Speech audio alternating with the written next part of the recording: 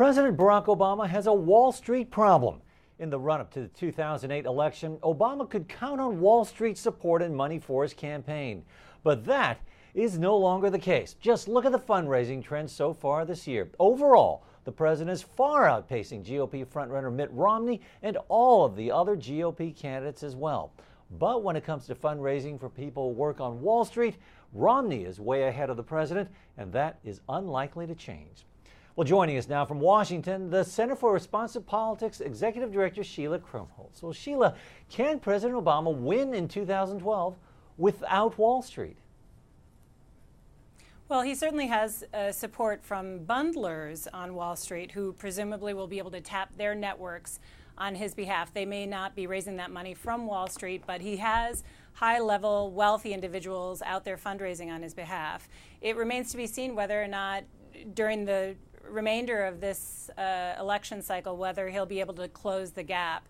But Romney has a strong lead from Wall Street and finance generally. Well, let's take a closer look. Let's look at Goldman Sachs, for example.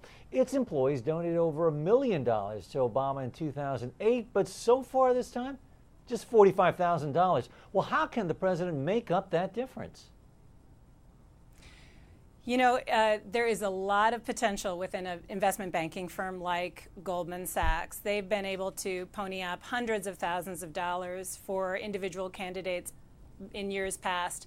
So clearly there is wherewithal to give if he is able to present to them a good rationale for supporting his candidacy. Clearly there have been challenges with regard to how Wall Street sees the administration responding to the crisis, and specifically blaming financial firms and securities firms for their role in the financial troubles. So you're saying that if he fine-tunes his message, that there's still room for him to raise a lot of money from the likes of Goldman Sachs? I think there is. Romney, in his ability to tap his old networks, being the former head of Bain Capital, having very solid and extensive networks on Wall Street and within the financial industry, will be able to probably tap that asset for some time to come. But Obama is the sitting president. Incumbency has definite advantages, and again, depending on how things progress throughout the election, he will likely be able to raise far more than he has so far. But you know, it's early. It's difficult to say. Since you mentioned Romney, let's pit him against Obama. Obama, as you mentioned, he's pulling in a majority of contributions from small donors, while Romney's come mostly from large donations. What do you think this means, and which one is better positioned for the general election?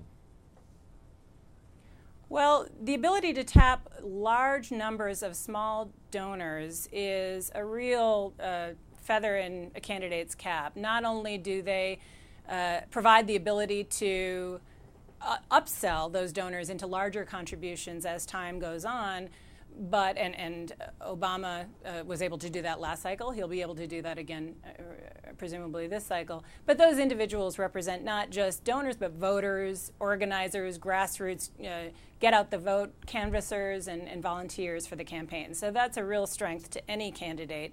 There are a number of other candidates who are doing well in the small donor fundraising: Bachmann, Romney, or rather not Romney, Romer.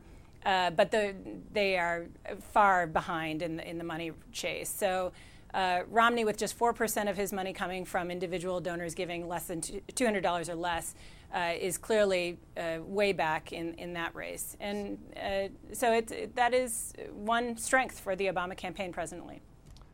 Our thanks to the Center for Responsive Politics Executive Director Sheila Krumholz. I'm Fred Katayama, and this is Reuters.